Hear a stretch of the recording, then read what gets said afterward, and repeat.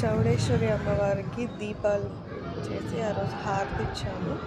ఏదైనా కోరుకుంటే అమ్మవారి బలంగా మొక్కుకొని అమ్మ మాకు ఈ కోరిక తీర్చమ్మా అని మొక్కుంటే ఖచ్చితంగా తీరుస్తారనే దానికి ఇదే నిదర్శనము. మా హస్బెండ్ ఏమైనా కోరుకుని దేవుళ్ళు బాగా కరుణించి కాపాడి కోరికలు తీరుస్తారు.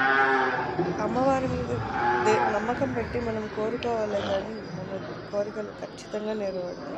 మనం కోరికలు న్యాయం ఉండాలి, దానికి తగ్గట్టు మనం కూడా పని చేయాలి.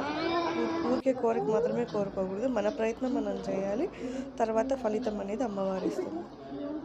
ప్రత్యక్ష దైవం అమ్మవారు, ప్రత్యక్ష దైవం ప్రతి అందులోనూ ఉంటుంది. దేవుడు లేనిదే ప్రపంచం లేదనేది నేను గట్టిగా నమ్ముతాను.